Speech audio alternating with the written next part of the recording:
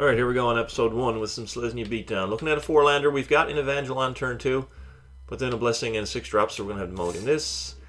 No white mana. Wow.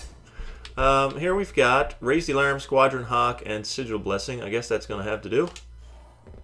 And the game starts with Noted Bracelet 46. He's playing 60 cards in his deck, and he starts with a Mountain. And passes it over. So what are we going to do? We are going to pick up a Guildgate. Sweet, we can just slam that into play. That was a nice little top deck there, because we do eventually want to get to 6 mana. I think this hand is probably not going to be strong enough to kill too quickly, but we'll see if he's playing mono red. If he is, we probably hold back to Raise the Alarm. No, it looks like it could be Is It, but I mean, we don't know. Well, first of all, we don't know if it's Is It yet. He could have a third color, but it could be like the aggro deck, or it could be a control deck. I mean, Is It is one of those color combinations you can't really say what the strategy is going to be. But I think since we drew an Evangel, we're going to get that into play first. Next turn we can play Squadron Hawk and use our third land to make a token, or maybe we can play Raise the Alarm and make another token through the Evangel. But either way, he can't counter it. Since the only counterspells for creatures in this game require 2 blue mana, he could shock it. I mean, that's certainly something that's available for him to do, but he doesn't. And let's see, it still looks like it is a deck. Probably, if he hasn't played anything yet, going to be a control deck. He does have Dissolve mana open, and we've picked up a Squadron Hawk. So if he counters it, we've got the second one to draw the other 2. So we're going to try and force it through, see if he wants to counter the Squadron Hawk. Yeah, he is going to counter it, which is fine. You know, like I said, we've got the second one in hand. So usually drawing the second copy is terrible, but now that he's countered it, we can cast it again next turn and hopefully draw the other 2. And we may as well attack here, since you know, if I had actually resolved the Squadron Hawk, I would not have attacked. But since it got countered, might as well get in for 1 since he's not doing anything else. And here he's on 4 mana now. He's just going to bounce. Yeah, we're playing against a control deck, but since he's let his blue mana shields down, so we're just going to get to replay it. And it does require, you know, it does have a tap ability, so I do want to play it right now. And I think while his counterspell shields are down, we will cast the Squadron Hawk and draw the other 2, just to get those into our hand. So we've got to be worried about Anger of the Gods here. So, you know, he's slowing us down with counterspells and bounce and all this sort of stuff. So we just gotta chip away at him, and hopefully, you know, Captain of the Watch will do him in, because I don't think we're going to be able to just kill him if he's playing a control deck with 1/1s and 1/2s. And we probably won't be able to get 7 creatures and a Beastmaster online. So let's see. Now he's just going to main phase an Inspiration after playing his land. So he's letting me know he's tapped out. You know, I don't see why you don't hold that open there. It doesn't really make any sense. I mean, if you're searching for a land drop maybe or something, I don't know. But anyway, so we got 5 mana. So I'm going to play a pair of Squadron Hawks. Or will I Squadron Hawk and try to raise the land? See, he's tapped out. I kind of want to get this stuff onto the board right now. No, we've already got our Squadron Hawks. So I'm just going to get him down, but you know, we've got the mana here. We can use the Evangel. I got a strong feeling though we're going to get hit with an Anger, but I think I'd rather resolve a Squadron Hawk than keep one in my hand and maybe resolve a Raise the Alarm on my opponent's turn. So let's just get in for 1 in the air here. Keep the Evangel untapped, and pass it back to Mr. Bracelet. Don't know why he main phased that Inspiration, but we'll see now if he's got that Anger of the Gods. He's got Inferno Titan. Inferno Titan would be fucking icky. It'd be really bad. You know, it's one of those things where if you had Sigil Blessing, if I had this mana open, he could try and Titan me, and then I could use Sigil Blessing defensively and save my dudes. He's just going to shock. So if he's going to do that, we're going to say he doesn't have an Anger in his hand. I imagine he'll point it at the Evangel. He's going to shock a Squadron Hawk. Okay. I suppose I should have tapped it. He's going to main phase an Inspiration again. Still don't know why he's doing that stuff main phase. But anyway, in the end step, we are going to tap down the Squadron Hawk. I probably should have tapped down the one he was going to destroy, you know, when he aimed the shock at it. But we had another creature we could tap, so it wasn't a tragedy. Here is a Mentor of the Meek. So, I mean, I don't have enough power on the board currently. You know, I still have to add a little bit more. How much is Sigil Blessing worth here? It's going to be worth 3 plus 3 is 6 plus the 4 power wave, so it's worth, you know, it's a 10 damage shot, but he could have Vapor Snag. We know he's playing it. I'm pretty sure he already, yeah, he does have Vapor Snag in his deck. So I think we're going to swing for 3. Keep the Evangel untapped. And drop a Mentor. If he decides to remove it, we can make a token with the Evangel and at least draw a card out of it. So the Mentor will replace itself in a roundabout way if he gets rid of it. He's already burned Shock though, so let's just get this guy down. And there we go, pass it back to him. So he's on 15 now. If he taps out, you know, we got Sigil Blessing mana up now if he does go Inferno Titan.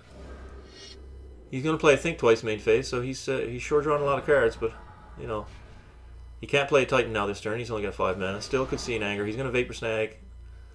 Well, we know he has the Vapor Snag, so that means that Sigil Blessing on offense is going to be a pretty bad choice. Here's a Gutter Snipe. Here is a Gutter Snipe.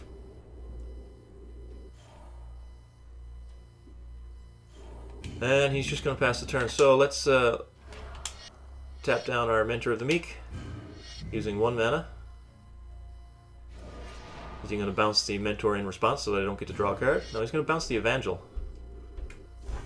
Okay. So he's used a second Vapor Snag. Now he's still got 1 blue mana open. Do I want to go for it here with Sigil Blessing? There's a Beastmaster Ascension. You can't counter that. So yeah, we're going to put 4 counters on that. I'm not going to attack with Mentor of the Meek. So let's put down Beastmaster Ascension. Since he can't counter it. And let's swing here. And bring back the Mentor. So he can chew up one of the tokens with his Gutter Snipe, which is fine. That's entirely fine. He's going to take 3, go to 12. You know, I wonder if I should have used Sigil Blessing there. You know, I don't know. He's already burned 2 Vapor Snags. You know, but I'm just not. I've got the Beastmaster, so I'm just gonna go down that path here rather than trying to get blown out. So now he's untapped. 8 mana. Did he find his Anger of the Gods? He's gonna flash back that Think Twice. I mean, if he does find the Anger, here's we got Captain of the Watch. If he taps out, I can put down a Captain.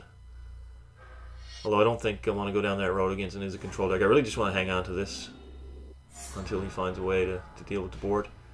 So he flashed that back. Did he find an Anger? No, he's going to play Think Twice. So he's burning us out with the Gutter Snipe, but I think we've got the advantage here with the Beastmaster on board. And if he taps all that blue mana, then we can definitely Sigil Blessing, and we're going to have a trigger the Beastmaster. So it's just going to be pretty much overkill. Yeah, he's dead. In my expert opinion, he's dead. So he's tapped all of his mana. He's got a 2/2. We're going to get Beastmaster Ascension online. And just since he is tapped out, for maximum overkill, we're going to flash in some tokens, draw a card. Just be a little bit of a dick about it. Why not? We're playing tokens. We're all, you know, when we go into a lobby with a token deck, we're already being a dick. So we might as well do maximum dickage. So let's go. Let's swing. Let's turn on the Beastmaster. And then we got a whole bunch of really, really, really big dudes. And does he block? Yeah, he blocks. So let's point this somewhere else and do a fuck ton of damage. What do we got there? 3 7s, 21, 9 is 30, 38. 38 will do. That'll do the trick, yeah. So there's Selesnya tokens. Beastmaster Ascension. We all know what that card can do. I'm sure we've all had our share of opponent plays Beastmaster Ascension followed by you lose. Anyways, let's see if we can find another episode. Alright guys, see you in a couple seconds. Alright, what are we looking at here? Opening hand. One of each color. We've got a Squadron Hawk to draw a few cards. Beastmaster, Brimaz, Triplicate Spirits. Lots of great cards, but only 1 castable card, so I think we're going to ship this back. Here we're looking at 4 mana. Pegasus into Raise the Alarm into Attended Knight, potentially. If we pick up a Triplicate Spirits along the way, we'll have the turn 3 Spirits, and we're on the play. So, yeah, we'll keep that. Playing against that guy, running 94 cards. Oh my goodness. He's, I mean, if you're going to run 94, why not just go all the fucking way to 100, man? Like, I don't understand. Like, you either run 60 or you run 100. What is with 74 and 86? And where do these numbers come from, you know? What are these people doing? Anyway, it's Mountain into Traveler's Amulet. So, yeah, the turn 1 Traveler's Amulet is real. So, we can't attack with the Loyal Pegasus this turn. Obviously, we put him down on the first turn. So, we're just going to hold open the Raise the Alarm since it's an instant. And I don't see any reason why we shouldn't. Although if he goes Island and then negates it, then I'll look like a pretty big idiot. So here's a Jungle Shrine. And he's just passing it over, so we'll flash in and raise the alarm here. So now we have our tokens. Our Loyal Pegasus is unlocked and can attack. We got a Beastmaster Ascension. Fuck, that's sexy. But with only 3 creatures on the battlefield, if I get 3 counters this turn and 3 counters next, it's still not going to be online. So we're just going to swing for 4, drop the Attended Knight, and probably play the Beastmaster after that. We'll see how it goes. He just cracked his Traveler's Amulet for a land, and I was too busy looking at my hand down here. I did not see what it was. But anyway, let's just put out the Attended Knight, and let's see if the 94-card Menace got an Anger of the Gods in his hands. Did he fetch a mountain? I know he's got a mountain in play. He's already got 2 red sources. He just needs an untapped land, which we know he has.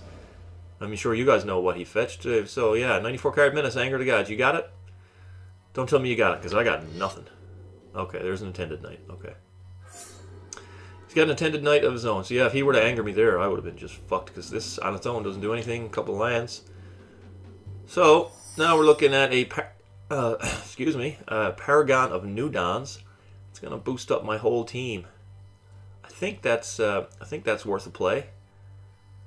Is that worth a play right now? I think 5 counters on my Beastmaster sounds pretty good. He's going to have to deal a whole lot of do a whole lot of stuff. So I'm just going to play a tap and I get 5 counters on this thing. He's going to get to chew a token, trade off with another one. Maybe he trades off his first striker with mine. You know, something like that. But let's get 5 counters on it. Sure. Next turn we can drop a Paragon. So let's see what he wants to do. I mean, his he's going to trade off 2 guys by the look of it, or he's just going to chew a token and then trade with the token, which is probably the better move. Yeah, so we're going to lose 2 tokens here, but we still got 3 dudes, and even if he gets rid of one of them, then we still got 2 dudes and we can get to 7. So he's going to need a couple of removal spells here. So let's see if he's got multiple removal spells. He's only on 3 mana, so I mean, you know, he's going to need multiple shocks or a 4th land and something like Shock plus Bolt of Keranos, and he's going to need a 3rd red source to do that. Resounding Thunder and Shock maybe. But he's in trouble. Definitely in trouble. If you can't remove any of them, then he's pretty close to dead, if not just dead. Because I'm going to buff the whole team by +1/+1 and then +5/+5. So here's a 4th land. It is an island. See what that means for us. He's going to play Darksteel Ingot. That's, you know, that can't block. So he's still got 2 mana available. Let's see what he does with it. He's got all of his colors now. But this could be his last turn. He's going to Ground Assault. So he does have a single removal spell. He's going to kill the flyer. But I'm going to put down the Paragon, and still, like I said, because we have 5 counters, he had to kill 2 of our guys to stop us from activating it. And here is a Triplicate Spirits, which is pretty good, obviously, but I'm just going to put down a Paragon and activate the Beastmaster Ascension. And swing with 2 really huge dudes, deal a whole ton of damage to him with one of them, and he's going to have to chump block the other one. So I imagine he'll prevent 8 and then take 7, go to 4. It's going to be very, very difficult for him to remove that Paragon now, or any of my creatures, because they're all so fucking huge. Anger doesn't do it for him anymore. You know, even his Ground Assaults aren't any good. He got bounce spells, but they'll just come back as really big, huge dudes again. So pretty much not much he can do here. He can play a Grazing Gladeheart and gain 2 life. He can do that. But that's not going to save him. So here's 2 life for him. He's up to 6 with 1 blocker, 3 mana. And it looks like he's passing it over. And there we go. Raise the alarm. Triplicate Spirits. Don't even need him though. So let's just swing here. I suppose I should have used the Paragon to give something vigilance. He's going to flash in and raise the alarm. Okay. He's going to flash in and raise the alarm, and then he's got the blockers. Cool story, bro. So he staved off his victory, or I'm sorry, his loss. I guess planar cleansing is a thing that he could do. He could certainly cleanse the planes, but then we've got a fairly decent follow-up with him on 6 life. So let's see if we're not going to play this raise the alarm, unless he passes the turn, in which case we will. But he does have the 3 white sources that he needs to blow up the board. You know, but he doesn't. So let's see if he's got a fog or something. Nope, looks like he does not have a fog or a safe passage or anything like that. Let's see what the AI shows us, if anything. Still has some good cards in our hand here, but with an active Beastmaster, pretty much don't need to play them. Just kill them. Alright, so there are 2 episodes. Got to see Beastmaster Ascension and the ridiculous power of it. That's really the reason to play green. Selesnya Evangel is great and all, But Beastmaster Ascension is the reason to play green. It is the I win button. I think the red deck is stronger with Battle Driver and Pyromancer. But, you know, obviously Beastmaster is a pretty powerful card too. So anyways, let me know what you think about this versus Boros, and we'll see you for some more gameplay tomorrow.